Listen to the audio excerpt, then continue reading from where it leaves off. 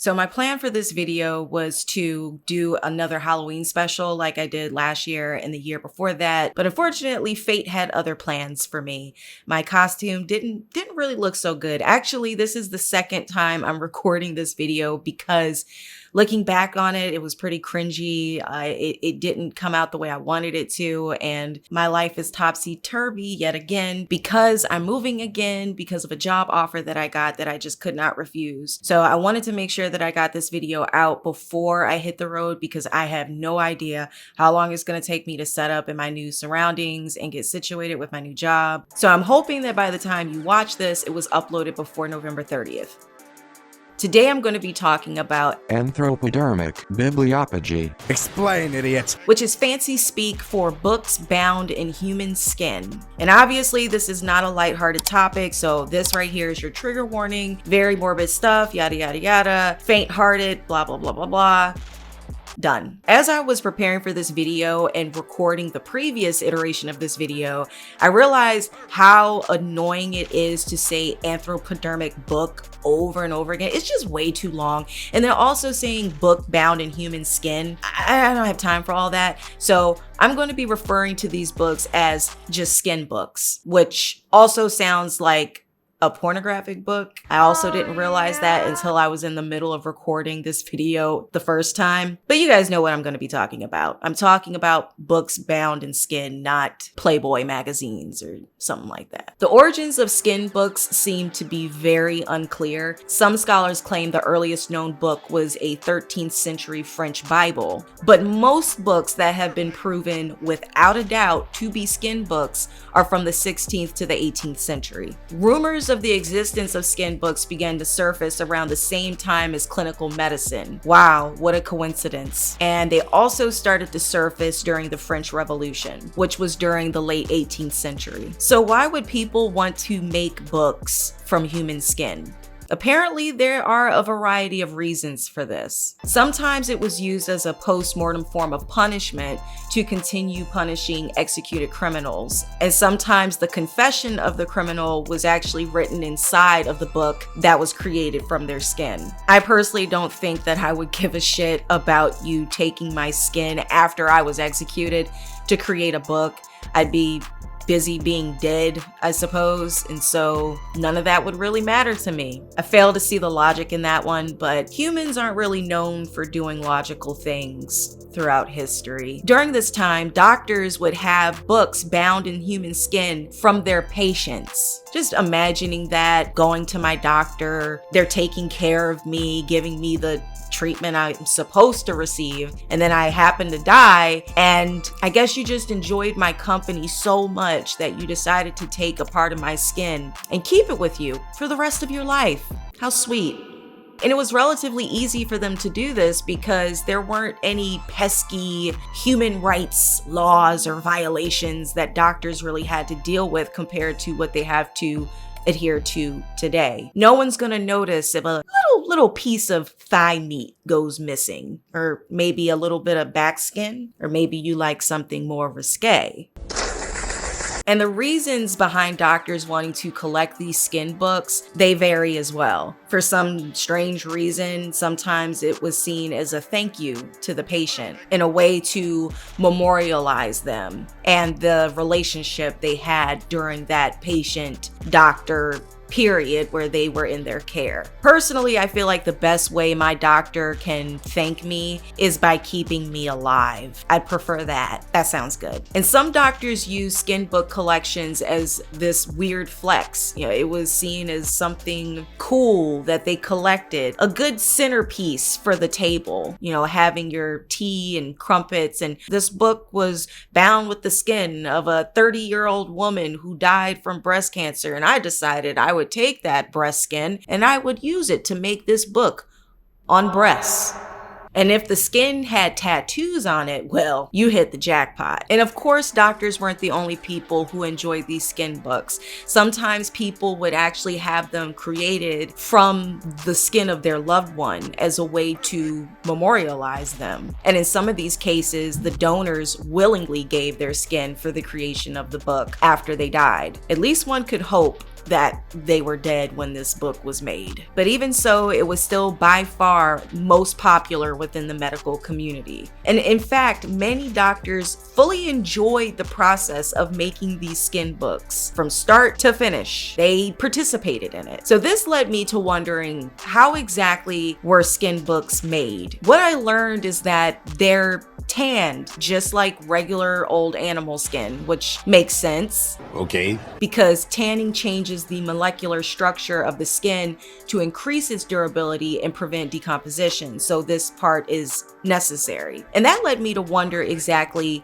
what is the process for tanning skin? How do you make a leather hide? I have no idea. I'm a librarian. I don't make leather. And I was curious to know this because I wanted to put that information into context with the fact that this is human skin we're talking about. And I came across a variety of different steps detailing the process, but this is what my understanding of what the tanning process is in summary. When an animal's skin is tanned, the animal is killed and then skinned right away while it is still warm. All of the hair, grease, fat, and salt is then removed. The hide is then soaked in water. The hide is also soaked in a strong solution of alum, vitriol, and salt. Of those three ingredients, I am most familiar with salt. I also read something about curing it with salt to prevent the collagen from putrefying from bacterial growth between the time the skin is obtained and then processed. And then from there, the hide could be dyed any color you desire.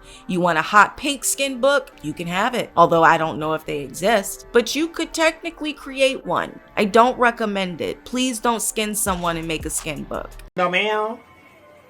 No, ma'am. If you are curious to know how long this process would take, it can take 6 hours up to a couple of days to complete the tanning process. Keeping all of this in the back of my mind while I was sitting there thinking, wow, somebody did all this to make a skin book. It's pretty creepy. I mean, it's interesting, it's cool, that's why I'm doing this video on it, but it is really creepy. Prior to advancements in technology that allows us to confirm skin books, there were tales, rumors, and allegations surrounding their existence. There's a lot of myth and rumors and uncertainty behind the origins of skin books as well as their entire existence. Something as simple as a handwritten note in a leather-bound book stating, "Bound in human flesh," was a good enough confirmation for a lot of people, especially before we had the technological means to test these books. Because back in the day, there really was no way to confirm if this book was actually bound in human skin.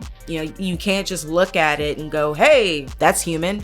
I mean, you could literally walk past a shelf of leather-bound books and there could be one just sitting there amongst dozens of ones that are bound in animal skin, and you wouldn't have a clue that one of those books was bound with human skin. So people had to go off of rumors and these random handwritten notes inside of these books claiming that they were, but not anymore. There is a team of scholars called the Anthropodermic Book Project, or ABP for short, and they test books that claim to be made from human skin. To confirm if a book is made from human skin, they conduct this test called peptide mass fingerprinting, or PMF for short. They really love their acronyms. They take a very small sample of the book's cover and conduct chemical tests on the sample to confirm if it is in fact human skin. And to do this, they analyze the collagen found in the leather binding. The sample is then digested into an enzyme called trypsin, then ran through a mass spectrometer, which is a device used to separate a certain physical property into individual ranges to measure them. It's science. This entire testing process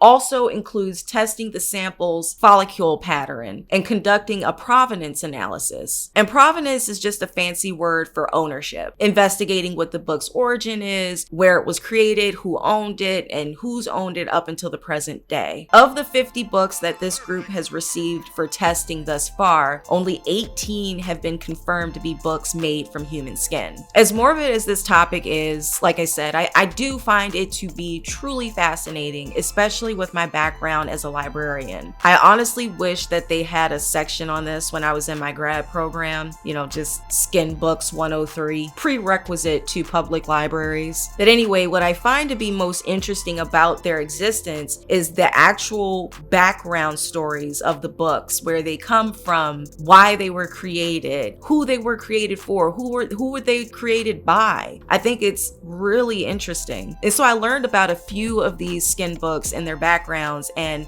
a couple of them really stood out to me that I thought was very interesting and I wanted to share with you guys in this video. There's this 17th century book that was made from the skin of a guy named Father Henry Garnet. And this guy was very loosely connected to an assassination attempt called the Gunpowder Plot of 1605. If you are familiar with English history, you may already know what this important historic event that didn't really take place, but you might already be familiar with what the Gunpowder Plot is. But just in case, I'm just going to provide a little background information on it so you can have a better understanding of why this book is in existence and how it was created. There was a small group of English Catholics who wanted to assassinate King James. King James was a Protestant king, and this group of rebels wanted a Catholic monarch on the throne. Unfortunately for them, the plot was discovered before they could execute it, and this was the Gunpowder Plot. And although Father Garnet wasn't involved, he was punished for not doing anything to stop it because he listened to the confessions of some of the men who were going to be involved in the plot,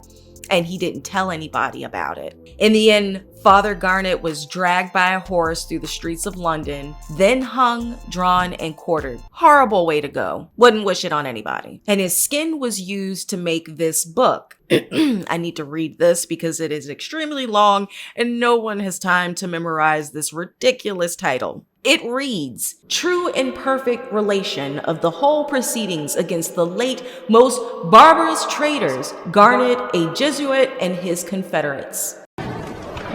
Okay. That is the saltiest title of any book that I have ever read. They were pretty pissed off at this guy when they made that book. What makes this book so interesting and drew me to want to include it in this video is that the book has the impression of his face on the cover. I don't even know how that happened. I don't know what they did. Like, did they decide to, man, they really wanted to with this guy. They were so mad. I'm guessing they just peeled the skin off of his face. I'd like to take his face off. And they just tanned it and went blackout. Facebook. Another skin book that I found to be most interesting lives at the Mutter Museum in Philadelphia in the United States. And the book itself was created in the 18th century, but the bound in human skin part was done during the 19th century. And that's another thing I forgot to mention. Sometimes people might have a book in their collection that they're just so enamored with, they love it, and they go, you know what would really bring this book up an extra notch, you know, just take it to the next level, is if we bound this bad boy in some human skin. And this was one of those books. And just like the previous book, it has the most ridiculous title. It might be more ridiculous than the previous book's title. Let's read it. This book is called Speculations on the Mode and Appearances of Impregnation in the Human Female. And if it isn't obvious, this book is about how women become pregnant and what pregnancy is like from a man's perspective, obviously. But what's really interesting is how this book was created. Its entire background is just disturbing. In the 1880s, a 24-year-old doctor named John Stockton Hugh used the thigh skin of a patient named Mary Lynch to make the cover of this book after she died from tuberculosis in the hospital. And this doctor must have been very proud of his creation because he wrote a note in the book letting everybody know that this book was bound in human skin by none other than his truly. So he was super, super proud of himself. He even includes information as to how it was created. You'll never guess how this book was created. The skin was processed in a damn chamber pot in the hospital. What was that? How does one tan human skin in a hospital chamber pot? Glad you asked. It's likely that he may have used urine. Urine was used for thousands of years to dissolve flesh, hair, and fat from the skin. And well, hospitals produce a lot of urine, so he had plenty on supply. Plenty. And speculations on the mode and appearances of... I'm not reading that whole title. I'm going to call it Speculations. Speculations was actually one of 3 books Hugh bound in Mary's skin. The same inscription about them being bound in Mary's skin is written in all 3 books. I mean, this guy was super, super proud. And again, it's super interesting. It's morbid and it's weird, but hey, I like to learn about morbid and weird shit. Only thing is that I wonder, from a patient standpoint, and again, the laws and regulations and things that exist today didn't exist back then, but I'm just like wondering, as a patient, I'm laying there, dying, right? And my doctor is supposed to be there to keep me alive. At least I would hope so. Is he just like looking at my thigh meat and going like, man, I can't wait for you to die so I can take that thigh meat and make a book out of it? And he had to have acted really quickly because, like I said previously, you have to act quick. The flesh has to be warm when you go in to remove it and put it in piss and process it and turn it into a hide for a book. Like, just thinking, like, was he sitting there over this woman and just thinking, man, when you die, I got plans for that thigh meat? What was the process? What was the mental steps that this man took to get to that point? Those are the things that I wonder when I'm laying in bed at night and I can't sleep. So as I continued my research, I learned more and more about theories and backgrounds on how these books were made, who they were made by, as well as the donors. Some anthropodermic book scholars have pointed out how the vast majority of skin book sponsors were men, while women were typically relegated to donor status. And this isn't men, women, like, no, like, this is just fact. It's just fact. The donors were almost always anonymous, but for some weird reason, the gender was a very particular criteria. It meant something to these people. And this is because women's skin was highly sought after. It was preferred. What's even creepier is that the most highly desired areas of skin was the thigh meat, like with our Dr. Hugh, and the breast meat. Now, I'm not an expert on binding books out of human skin or anything like that, but I have to wonder, what's the difference? Don't your back have like a lot of real estate? Like, isn't there enough skin on the back to make a good amount of books? Just saying. Or like, what about the calf? Father Garnet, his face was put on a book. Why not the face? You'd even get, some character on the book cover. Why the breast and the thigh? Like, it's creepy, okay? It's weird. It's weird. And it's because of these preferences that some scholars have theories about this practice being directly connected to some erotic symbolism. Some people getting off to the fact that they've got a breast book sitting in their study, some weird stuff like that. And as a side note, I couldn't find anything in my research that even hints to the possibility of these skin book sponsors preferring women's skin over male skin because of some weird facet about the texture of the skin or the elasticity.